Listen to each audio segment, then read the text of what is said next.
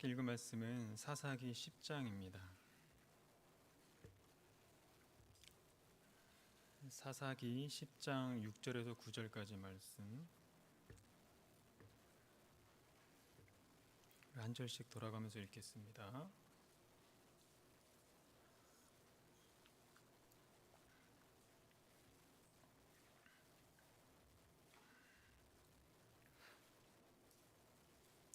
사사기 10장 6절에서 9절까지입니다. 이스라엘 자손이 다시 여호와의 목전에 악을 행하여 바알들과 아스타롯과 아람의 신들과 시돈의 신들과 모압의 신들과 암몬 자손의 신들과 블레셋 사람들의 신들을 섬기고 여호와를 버리고 그를 섬기지 아니하므로 이스라엘에게 진노하사 블레셋 사람들의 손과 암몬 자손의 손에 그들을 파시니 그 해에 그들이 요단강 저쪽 길르앗에 있는 아모리 족속의 땅에 있는 모든 이스라엘 자손을 쳤으며 18해 동안 억압하였더라. 암몬 자손이 또 요단을 건너와 유다와 베냐민과 에브라임 족속과 삼으로 이스라엘 족속의 공을 심하였더라. 아멘. 할렐루야. 네. 오늘은 보시기에 좋은 대로라는 제목으로 함께 말씀을 나누도록 하겠습니다. 지난 시간에 아비멜렉이라는 인물을 살펴봤죠. 같은 민족 이스라엘을 무자비하게 학살을 하면서 공포스러운 통치를 하는 바람에 자기가 한 그대로 하나님의 심판을 받고 비참하게 인생을 끝난 그런 사람이었잖아요. 그 다음에 등장한 지도자가 바로 사사 돌라와 야일인데, 결국은 돌라와 야일은 다른 대적이 아니라 이스라엘 자신으로부터 이스라엘을 구해야 되는 그런 황당한 사명을 부여받은 셈이 된 겁니다. 돌라와 야일이 나타났던 때의 상황도 역시 사사기의 그 뻔한 패턴에서 벗어나지 않습니다. 사사가 나타나기 직전에는 항상 무슨 일이 벌어지고 있다고 했죠. 이스라엘 백성이 하나님을 떠나서 우상을 섬긴다고 했죠. 쉽게 말해서 집 나간 자식을 억지로 집에 데리고 왔더니 다시 또 세상 욕심에 이끌려서 가출한 그런 망나니 자식을 찾으러 다니는 그런 부모의 심정과 똑같은 겁니다. 사사기가. 그래서 그 망나니 자식을 찾으러 가보면 대부분 술집, 게임방 아니면 도박장 같은 그런 퇴폐 장소에서 딱 걸리는 거랑 비슷하잖아요. 지금 사사기를 보면 계속 이런 상황들이 이제 반복되고 있다는 거죠. 사사 돌라와 야일이 죽은 후에도 똑같습니다. 본문 6절을 보면 이스라엘 자손이 다시 여호와의 목전에 악을 행하여 바알들과 아스타롯과 아람의 신들과 시돈의 신들과 모압의 신들과 암몬 자손의 신들과 블레셋 사람의 신들을 섬기고 여호와를 버려 그를 섬기지 아니하므로. 6절을 잘 보시면 바알과 아스타롯은 가나안 원주민의 신들입니다. 그리고 아람, 시돈, 모압, 암몬, 블레셋의 신들이 나오는데, 아람, 시돈, 모압, 암몬, 블레셋, 이 5나라는 가나안 땅 외부에 살았던 민족들이거든요. 가나안 외부에 살면서 자주 가나안으로 건너와서는 고질적으로 이스라엘 백성들을 학대했던 그런 대표적인 나라들을 말하는 겁니다. 그래서 사사 온니엘은 아람 왕과 싸웠잖아요. 그리고 사사 에톳은 모압과 암몬을 상대로 싸우고, 사사 삼갈은 블레셋과 싸우고, 사사 드보라는 가나안과 싸웠던 거거든요. 결국 무슨 말을 하고 있는 겁니까? 이스라엘이 어떤 나라의 우상을 섬길 때마다 이스라엘은 반드시 그 나라의 학대를 당하게 된다는 것을 보여주고 있는 거죠. 쉽게 말해서 내가 어떤 우상을 섬기게 되면 결국 나는 내가 섬기는 그 우상의 노예가 되고 그 우상으로부터 학대를 당하게 된다, 그런 원리입니다. 오늘 본문에 보면 이번에는 이스라엘이 어느 나라의 우상을 섬기죠? 암몬과 블레셋의 우상을 섬기잖아요. 그래서 그대로 이제 암몬과 블레셋 사람들한테 학대를 당하게 된다는 것을 지금 보여주고 있는 거죠. 자, 그런데 참 이해가 안 되는 거는 뭐냐면 아람, 시돈, 모압, 암몬, 블레셋, 이 다섯 나라는 지겹도록 이스라엘을 괴롭히고 학대했던 나라들이거든요. 자기를 학대한 나라들이면 이거 죽이고 싶도록 이게 원망스럽지 않았을까요? 그런데 또다시 그런 나라들의 우상을 섬긴다는 게 이해가 되십니까? 예를 들어서 우리 민족 오래도록 학대했던 그 일본의 우상이라고 할 수 있는 그 신사를 참배하는 한국 사람들이 있을까요? 없어요. 술 취한 사람이 아니고서는. 자, 그러면 이스라엘이 원망하면서 숭배하는, 왜 이런 모순 속에서 벗어나지 못했던 걸까요? 몇 가지 이유가 있는데, 첫 번째는 이스라엘은 단순히 그 우상을 섬겼다기보다는 그 우상을 뒷받침하는 힘의 상징을 섬긴 겁니다. 그렇기 때문에 원망과 숭배가 동시에 이제 일어날 수 있었던 거죠. 다시 말해서 고대 근동의 전쟁은 단순히 그 국가들끼리의 전쟁이 아니라 신들의 전쟁이라는 그런 신념이 있었던 거예요. 그런 상황에서 저놈들이 우리를 이겼네? 그렇다면 저놈들 신이 더 세다는 거잖아. 그러면 앞으로 저놈들의 신을 섬겨야 우리도 강해질 수 있겠다. 이런 논리가 이제 하나의 생존 본능이었다는 거죠. 조금 서글픈 얘기지만 교회 안에도 이런 가치관은 여전히 팽배하거든요. 나를 괴롭히는 저 사람이 미우면서도 동시에 저 사람이 가진 그 힘을 동경하기 때문에 가까이 하면서 저 사람을 추종을 한다는 거죠. 저는 이런 사람들 너무 많이 봐와가지고 볼 때마다 참 이게 괴롭더라고요. 어쨌거나 나에게 반복적으로 상처를 주는 사람에게 끌리는 이런 모순적인 그런 심리가 이미 고대 하나의 종교 시스템처럼 이렇게 굳어졌다는 얘기입니다. 이해가 되시죠? 그리고 뭐 비근한 예로 어린 아이가 이제 부모한테 이제 학대를 당하지만 이 아이의 세계에서 있어서 부모는 유일한 권력자이기 때문에 학대를 당하면서도 부모의 손을 놓지 못하는 거고요. 이 아이는 부모의 그 잘못된 그 가치관을 그대로 학습하면서 이제 살아가는 겁니다. 그냥 이걸 이제 피학적 동일시라고 하거든요.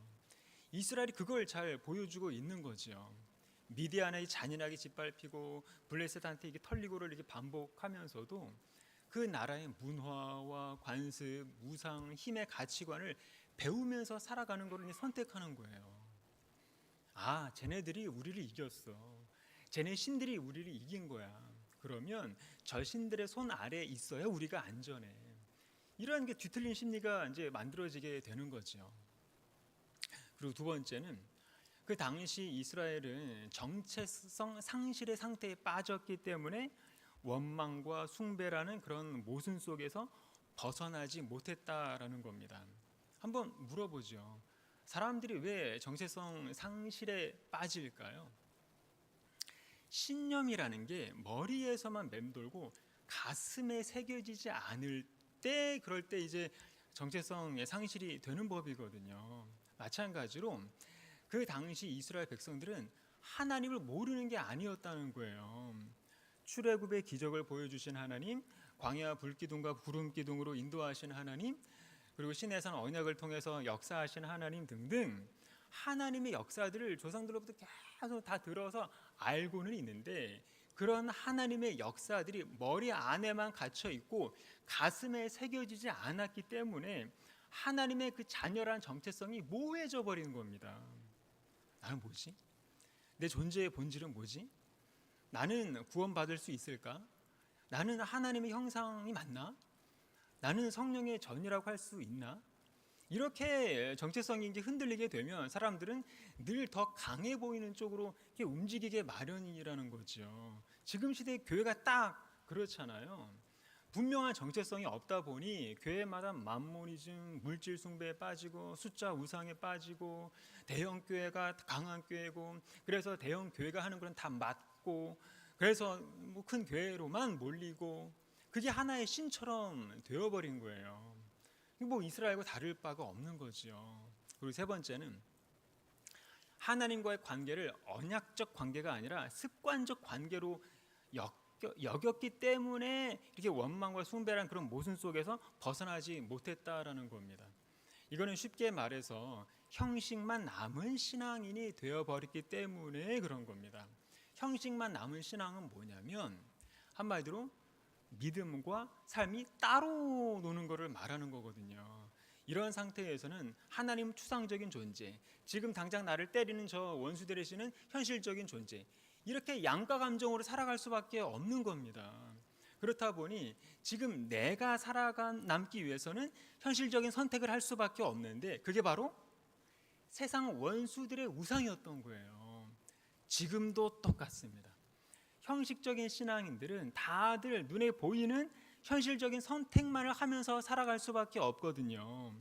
돈과 권력과 인정과 인기와 삶의 안정이라는 그런 우상이 지금 현실 세계에서는 권력이기 때문에 거기에 무릎 꿇는 겁니다.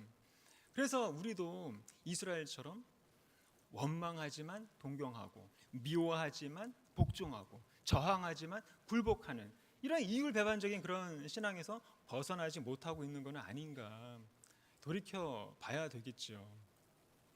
어쨌든 하나님은 이스라엘을 거룩하게 회복하시기 위해서 이스라엘을 이제 징계하지 않으면 안 되었던 거고, 그래서 이스라엘을 또다시 대적들 손에 팔아버리시는 겁니다. 7절 보겠습니다. 여호와께서 이스라엘에게 진노하사 블레셋 사람의 손과 암몬 자손의 손에 파심해.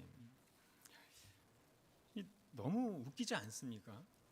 과거 역사를 보면 수십 년 넘게 고난을 몸소리치게 겪어놓고 또다시 자기들을 학대한 그 사람들의 우상을 섬기고 있는 그 우상 숭배가 노예 생활로 이어지고 노예 생활이 다시 또 우상 숭배로 이어지는 이런 기가 막힌 악순환을 스스로 반복하고 있는 겁니다. 이스라엘이.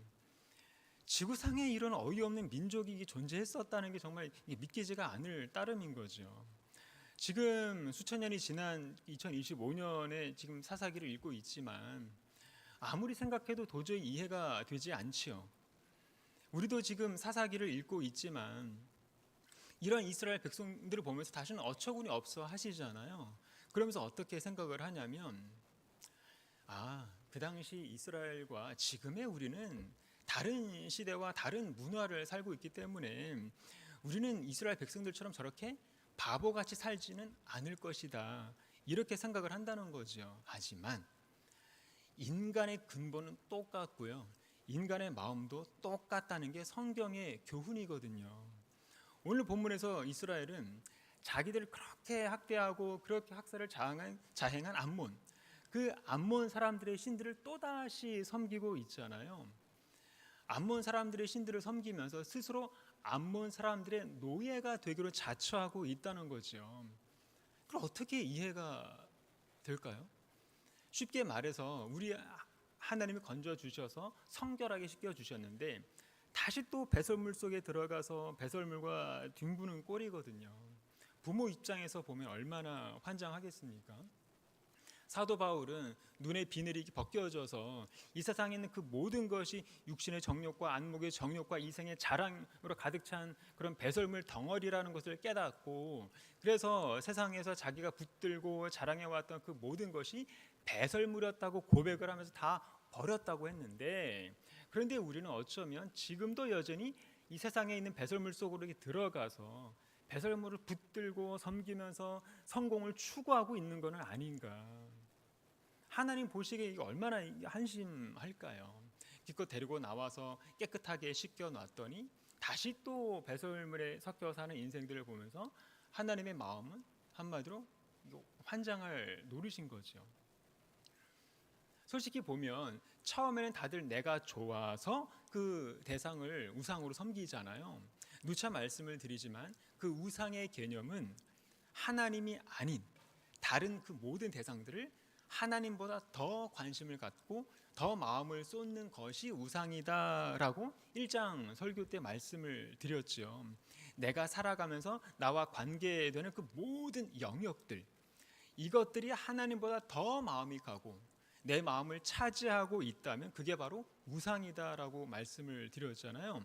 그래서 처음에는 다들 내가 좋아서 사랑을 했는데 그 사랑의 감정이 점점 의무감으로 변질이 되고 그 의무감에 묶여서 계속 나를 희생하게 되고 나중에서 이 사실을 깨닫게 되지만 그때는 이미 늦어버려서 벗어나고 싶어도 벗어날 수 없는 게 되는 거죠. 그래서 우리는 진짜 사랑을 만나야 그런 가짜 사랑에서 자유하게 되는 겁니다. 우리는 진짜 사랑이신 예수 안에서만이 세상이 줄 수 없는 그런 진짜 평안을 맛보게 된다는 것을 아시기 바랍니다. 자, 본문에서 이스라엘 백성들도 마찬가지죠. 이스라엘 백성들이 자신들의 인생의 가치와 목적을 하나님과의 관계 안에서 찾지 않았기 때문에 자연히 다른 우상을 찾게 되었다는 거예요. 그러다가 이제 고통에 빠지게 되면 그때는 이제 뭐라고 생각을 합니까? 그때 내가 좀 더 열심히 그 우상을 잘 섬겼으면 이렇게 되지 않았을 텐데 이런다는 거예요. 그러니까 내가 우상을 섬긴 것이 문제가 아니라 내가 우상을 충분히 잘 섬기지 않아서 실패했다고 생각을 한다는 거죠. 그렇기 때문에 오늘 본문에도 보면 하나님이 얼마나 진노하셨는지가 나오는데 본문 7절에 보면 대적들의 손에 파셨다라는 단어를 사용하고 있는데 이게 굉장히 센 단어입니다. 파셨다라는 단어를 지금까지 총 3번이 사용되고 있는데 이 단어는 하나님께서 이스라엘 백성들과의 언약을 깨뜨리셨다 이런 뜻이 아니라 이스라엘 백성들을 더 이상 보호하지 않기로 하셨다 이런 뜻입니다. 다시 말해서 이스라엘 백성들을 관여하지 않고 놔두신다 이런 뜻입니다. 이 단어를 바울도 비슷하게 사용을 하고 있는데 로마서 1장 23절을 보면요, 우리 다 같이요, 시작. 썩어지지 아니하는 하나님의 영광을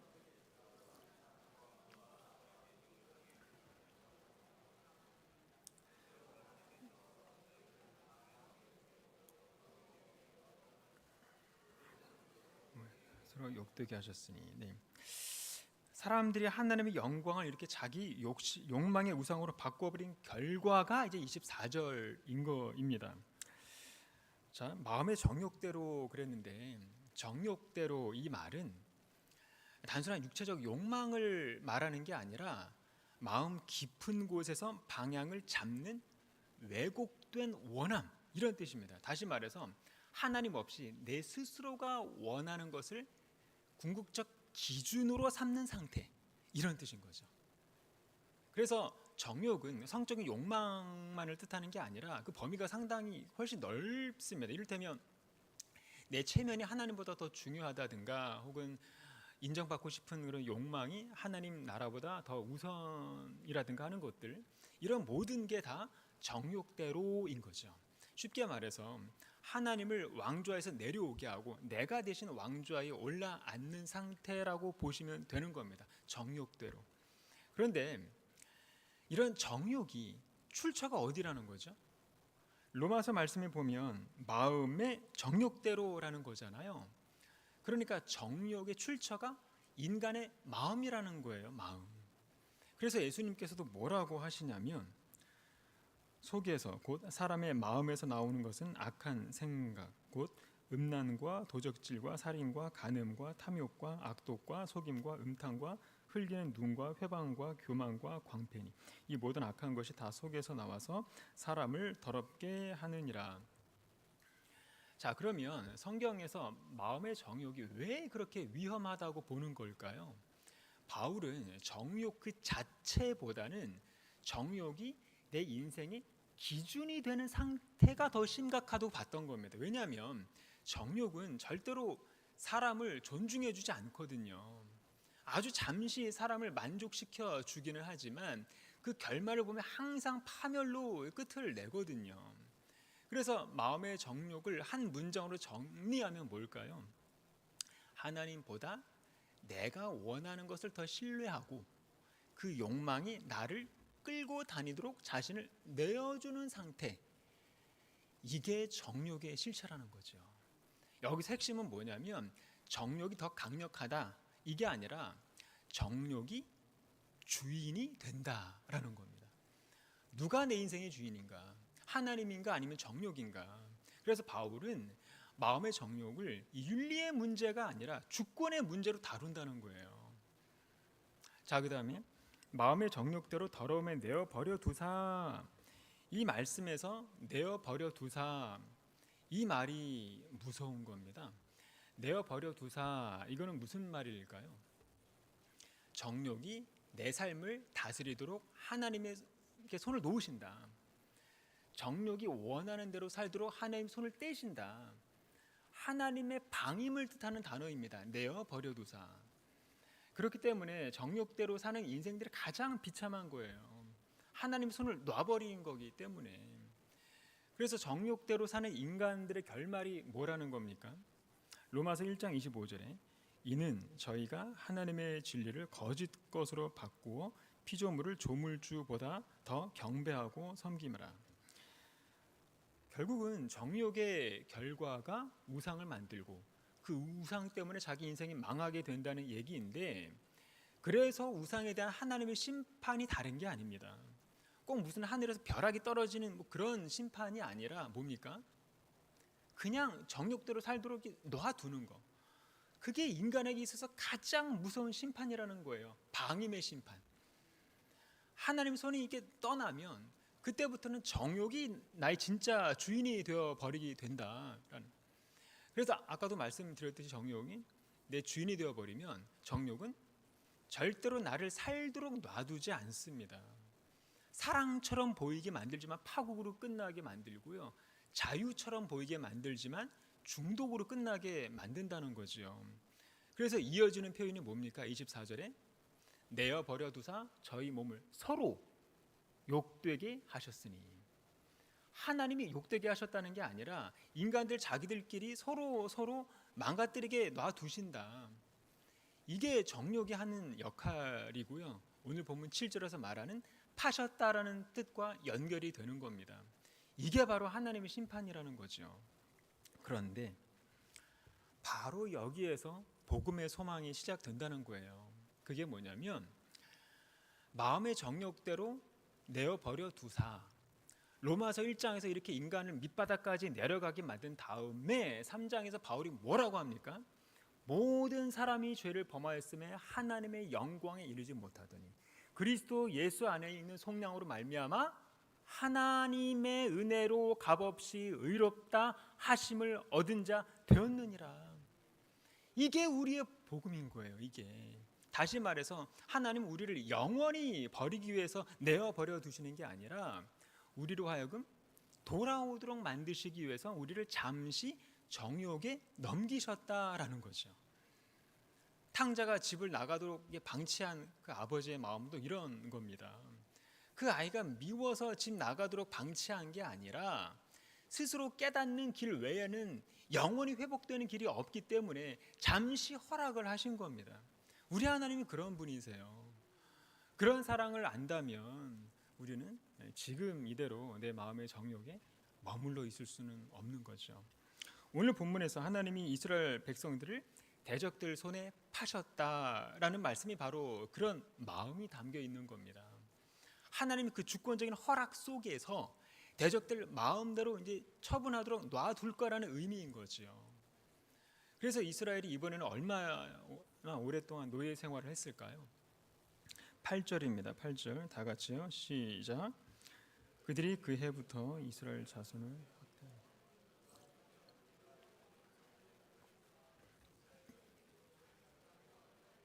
당하였고 암몬 자손이 또 요단을 건너서 유다와 베냐민과 족속을 침으로 이스라엘의 공공을 심하였더라. 자, 지금까지와는 차원이 다른 핍박을 당하고 있지요. 지난번까지는 이스라엘 전체가 아니라 그 국지적으로 핍박을 당했다면 이번에는 요단강 이쪽과 저쪽 양안 전부를 포함해서 이스라엘 전체가 핍박을 당하게 놔두셨다는 겁니다. 그것도 18년 동안. 아주 총체적인 최악의 심판인 셈이지요. 그래서 이스라엘이 지금 어떻게 했을까요? 사사기의 전형적인 패턴을 따라서 이번에도 부르짖습니다. 10절을 보면 이스라엘 자손이 여호와께 부르짖어 가로되 우리가 우리 하나님을 버리고 바알들을 섬김으로 주께 범죄하였나이다. 자, 사사기의 패턴대로라면 이스라엘이 부르짖었으니까 그 다음 순서로 사사간의 떡하니 등장해서 이스라엘을 핍박으로부터 구원해야 맞잖아요. 그런데 이번에도 이런 패턴이 깨집니다. 이스라엘이 부르짖음에도 불구하고 하나님은 응답하시지 않는다는 거죠. 11절에 보면 여호와께서 이스라엘 자손에게 이르시되 내가 애굽 사람과 아모리 사람과 암몬 자손과 블레셋 사람에게서 너희를 구원하지 아니하였느냐. 또 시돈 사람과 아말렉 사람과 마온 사람이 너희를 압제할 때에 너희가 내게 부르짖음으로 내가 너희를 그들의 손에서 구원하였거늘. 그러니까 하나님은 지금까지 이스라엘을 거듭 구원해 주셨다는 거예요. 그런데 그럴 때마다 이스라엘은 거듭 하나님을 버리고 다시 자기들 정욕대로 살고 우상한테 돌아가는 행태를 지적하면서, 그래서 이번에는 하나님께서 아주 제대로 이제 화를 내고 계시는 장면입니다. 13절에 보면 너희가 나를 버리고 다른 신들을 섬기니 그러므로 내가 다시는 너희를 구원치 아니하리라. 가서 너희가 택한 신들에게 부르짖어서 너희 환난 때에 그들로 너희를 구원하게 하라. 무슨 말입니까? 이제는 날 찾지 말고 너희들이 그렇게 좋아하는 우상한테나 가서 요청해라. 너희들이 그렇게 좋아하는 재물의 우상, 권력의 우상, 인정의 우상, 사람 우상한테 가서 도와달라고 요청해 봐라, 이런 말입니다. 가서 너희가 택한 신들에게 부르짖어서 너희 환난 때에 그들로 너희를 구원하게 하라. 하나님께서 왜 이렇게 말씀을 하셨을까요? 이 구절의 의미를 우리가 잘 되새겨 봐야 됩니다. 자, 지금 이스라엘 백성들은 무지무지 괴로운 상태인 것은 맞지만 진심으로 회개하고 있지 않다는 거 하나님은 정확히 알고 계셨던 거예요. 그래서 이스라엘 백성들이 지금 무지무지 고통스럽기 때문에 어찌하든지 이 고통만이라도 해결됐으면 좋겠다는 그런 마음이 앞섰던 거죠. 이 고통이 너무 크기 때문에 회개니 뭐니 그런 감상적인 그런 낭비를 할 여유가 없고 무조건 이 고통에서만이라도 우선 벗어나야 되겠다는 그런 마음이 더 컸던 겁니다. 하나님은 바로 그걸 지적하신 거예요. 그렇기 때문에 그렇다면 나한테 찾아오지 마. 너희들의 주인한테 가서 요청해라. 이렇게 말씀을 하셨던 거죠. 그러니까 지금 이스라엘은 마음 중심이 엇나가도 상당히 엇나가 있는 겁니다. 10절에 보면 자기들이 지은 죄를 모르는 바는 아니었던 거예요. 그런데 그 죄의 결과로 인해서 이렇게 고통에 빠지고 고통에 빠진 거를 후회하는 거지 그 죄 자체에 대해서 통해 자복하는 마음이 아니었던 거죠. 그렇기 때문에 만약에 그 죄의 결과가 핍박이라는 고통이 아니었다면 이 백성은 영원히 부르짖지도 않았을 겁니다. 쉽게 말해서 단지 육적으로 고통스럽고 괴로우니까 부르짖은 거지 그 죄 자체 때문에 부르짖은 게 아니었던 거예요. 하나님은 바로 그걸 지적하신 겁니다. 한마디로 그 죄의 고통, 죄의 그 결과만 없애주는 것은 무의미하다. 그렇기 때문에 마음 중심으로는 전혀 회개하지도 않으면서 겉으로만 부르짖는 그런 부르짖음에 대해서 하나님은 무시하셨던 겁니다. 쉽게 말해서 이스라엘이 그 18년 동안이나 고통스러워하면서 자기들이 섬기는 우상의 신당을 찾아가서 울부짖고 또 기도해도 고통이 계속되니까 믿져야 본전이라는 그런 생각으로 하나님이라는 또 하나의 신을 찾아가서 부르짖었던 겁니다. 그래서 하나님은 14절에서 나 찾지 말고 너희들이 지금까지 하던 대로 너희들이 섬기는 신한테나 가서 부르짖어라, 이게 그런 뜻인 거예요. 그러니까 하나님을 유일한 참 하나님으로 믿고 섬기면서 부르짖은 게 아니라 그냥 내가 섬기는 그 여러 우상들 중에 하나쯤으로 생각하고 하나님도 포함해서 여러 우상한테 동시에 이제 부르짖고 있었던 겁니다. 그래서 운 좋으면 그 중에서 하나쯤 걸리겠지 하는 그런 생각이었던 거죠. 요즘 적잖은 사람들이 하나님을 이렇게 믿고 있다는 걸 좀 알고 계십니까? 이 교회 가서 안 되면 저 교회 한번 가보고 저기 가서 안수 받아서 안 되면 딴 데 가서 한번 안수 받아보고 꼭 무슨 투어 하듯이 교회 투어, 기도원 투어를 하면서 그 중에서 하나쯤 걸리겠지 하는 마음으로 신앙생활을 하는 사람들이 많다는 거예요. 이 교회에 계신 하나님이 다르고 저 교회에 계신 하나님이 다른 걸까요? 아니면 하나님이 아니라 능력 있는 어떤 인간을 찾고 있는 것은 아닐까요? 내 안에 있는 죄는 그대로 놔두고 단지 이 고통만을 없애고 싶어서 여기저기 돌아다니면서 하나님께 부르짖고 있는 이스라엘과 뭐가 다를까 싶은 거죠.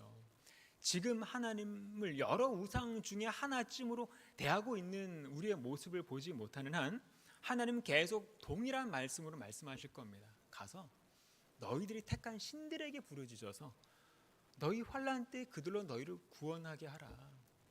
이거는 뭘 말하고 있는 거냐면 지금 이스라엘 백성들은 고통에 초점을 두지만 하나님은 이 백성들의 마음에 초점을 두고 계시다는 얘기입니다.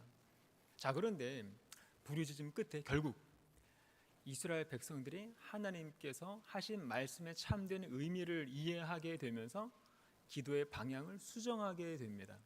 그러면서 뭐라고 기도를 합니까? 15절 말씀 다 같이요. 시작. 이스라엘 자손이 여호와께 여짜오되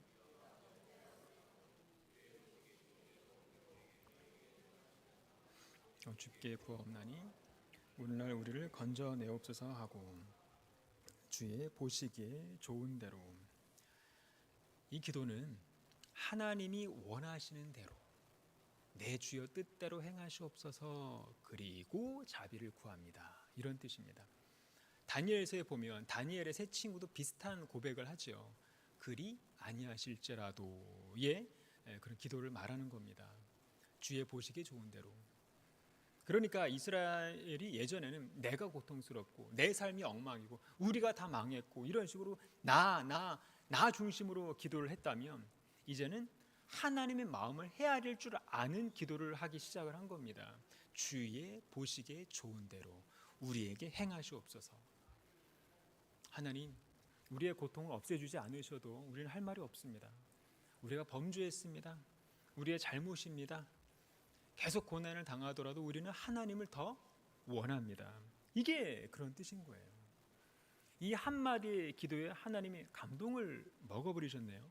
그래서 16절에 보면 여호와께서 이스라엘의 공고를 인하여 마음에 근심하시니라. 그래서 보면 기도의 언어가 정말로 중요하다는 것을 알 수가 있죠. 기도는 말을 많이 하는 게 중요한 게 아니라는 건 뭐 다 아시잖아요. 기도는 나의 뜻을 하늘에 전달하는 게 아니라 하늘의 뜻이 이 땅에 전달되도록 하는 게 기도입니다. 그래서 먼저 하나님의 나라를 구하라고 하셨잖아요, 예수님이. 그래서 나 중심의 기도, 내 말만 많은 기도는 하나님 입장에서는 전부 스팸 메일일 뿐이고요. 대부분 다 휴지통에 버려지는 말들이라는 거지요. 그래서 단 한마디의 기도에 말을 하더라도 하나님의 마음으로 기도하고 하나님의 마음을 좀 헤아릴 줄 아는 기도를 하는 게 더 중요하다고 볼 수가 있습니다. 주의 보시기에 좋은 대로. 이게 너무 멋있지 않습니까? 예를 들어서 기도할 때 하나님, 우리와 이 교회가 부흥을 원합니다. 부흥 주시옵소서. 부흥. 이렇게 기도를 하면 부흥 자체가 우리의 우상일 수 있다는 거예요. 우리가 기도할 때 그게 우리의 욕심인지 아닌지 하나님이 모르실까요? 우리 마음 깊숙하게 내재되어 있는 그 동기를 하나님이 정말로 모르실까요? 그래서 우리가 하나님을 사랑한다면 이렇게 기도를 해야 맞습니다. 하나님, 우리와 우리 교회가 부흥을 필요로 하고 부흥을 원합니다. 하지만 내 뜻이 아니라 하나님의 뜻대로 하시옵소서. 부흥을 주지 않으셔도 그리고 우리가 필요한 모든 것을 주지 않으셔도 우리는 여전히 하나님만을 더 원합니다. 주의 보시기에 좋은 대로. 그래서 우리도 기도의 방향을 좀 이렇게 바꿔 나가기를 바랍니다. 16절입니다. 16절 다 같이요. 시작. 자기 가운데서 이방의 신들을 취하여 버리고 여호와를 섬김에 여호와께서 이스라엘의 공고를 인하여 마음에 근심하시니라. 자, 지금 이스라엘 백성들은 기도의 언어만 하나님의 마음에 맞았던 게 아니라 모두 보여주고 있죠. 행동으로도 지금 보여주고 있죠. 이방 신들을 제하여 버리고 이렇게 행동의 변화가 마음의 변화를 이제 증명하고 있다는 것을 알 수가 있는데, 그래서 참된 회개는 표면적인 행동 그 이상을 요구한다는 것을 말씀하고 있습니다. 그게 뭐냐면 단지 결과만 바꾸는 행동이 아니라 내 깊은 내면에서 죄를 슬퍼하는 마음이 있어야 된다는 거죠. 하나님도 그걸 보셨고 인정하셨고 그래서 마음을 움직이셨던 겁니다. 여호와께서 이스라엘의 공고로 인하여 마음에 근심하시니라. 말씀을 맺겠습니다. 하나님은 우리 마음 깊은 곳의 동기를 정확히 꿰뚫어 보시는 분이죠. 그래서 처음 이스라엘 백성들이 마음의 정욕대로 부르짖었을 때 13절로 응답을 하셨던 겁니다. 그러므로 내가 다시는 너희에게 구원하지 아니하리라. 그런 상황에서 물론 본문에는 심경의 변화를 이렇게 묘사하고 있지 않지만 이스라엘 백성들의 마음 깊은 곳에서 하나님에 대한 통회의 자복함을 회복하면서 드린 두 번째 부르짖음, 주의 보시기에 좋은 대로. 이 기도 앞에서 하나님은 16절로 응답을 주셨던 겁니다. 여호와께서 이스라엘의 공고로 인하여 마음에 근심하시니라. 오늘 우리도 살아가면서 13절의 응답을 16절의 응답으로 이렇게 변환시킬 수 있는 그런 믿음의 사람들이 되기를 소망합니다. 어떻게 그게 가능할까요? 죄에 대해서 슬퍼해야 되고 진정한 회개만이 가능하다는 거죠. 그리고 주의 보시기에 좋은 대로 이 고백으로 날마다 주님의 전에 나와서 기도를 해야 됩니다. 그게 하나님의 마음을 움직이는 기도라는 거죠. 그렇다면 우리가 어떻게 하나님의 마음에 합하게 살아갈 수 있을까요? 주의 보시기에 좋은 대로 사셨던 겸손한 왕 되시는 분, 그분을 따라가면 되잖아요. 그분이 어디에 계시죠? 강남에 있는 그 대형 교회에 있습니까? 아니면 부산에 있는 그 유명한 교회에 있습니까? 멀리 갈 곳 없죠. 우리 마음에 계신 그분을 기준으로 따라 살면 되는 겁니다.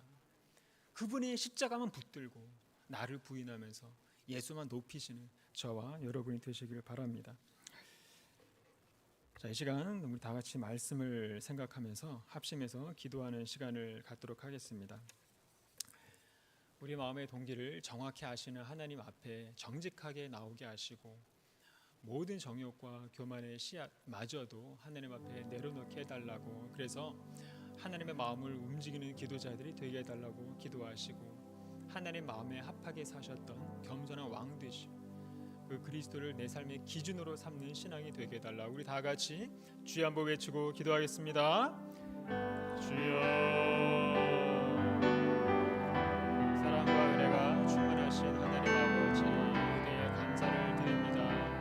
오늘도 우리를 말씀 앞에 세워주셔서 감사를 드립니다. 말씀을 통해서 우리의 모습을 비추어보게 하시고 우리가 누구인지 그리고 무엇을 붙들고 살아왔는지를 숨김없이 드러내보게 하시니 감사를 드립니다. 우리도 때로는 사사기에 기록된 이스라엘 자손들을 보면서 쉽게 판단할 때가 많습니다. 어떻게 그렇게 반복해서 넘어질 수 있는지 답답해하면서 정죄할 때가 많음을 보게 됩니다. 하지만 말씀 앞에 우리 자신을 정직하게 직면하게 하시고 말씀으로 우리 내면의 마음을 들여다볼 수 있도록 도와주셔서 이스라엘의 어리석음이 바로 우리의 모습이라는 것을 고백하게 해주시옵소서.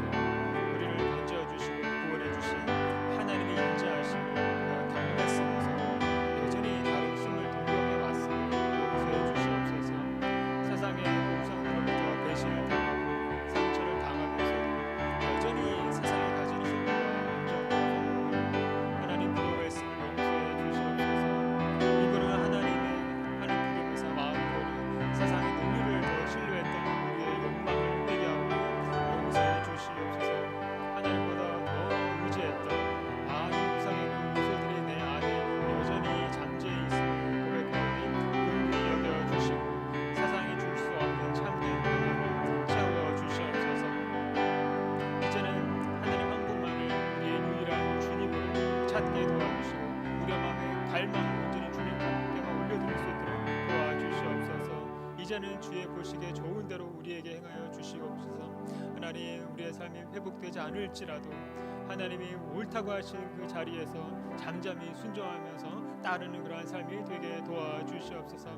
나 자신을 회복해달라고 외쳤던 나 중심의 그런 기도에서 이제는 아버지의 뜻을 구하는 기도로 바뀌게 도와주시고 우리의 필요보다는 하나님의 마음을 먼저 헤아리는 그런 기도를 배우게 도와주시옵소서. 결과가 아니라 관계를 생각하게 하시고 형편이 아니라 하나님의 주권을 더 붙드는 삶이 되게 해 주시옵소서.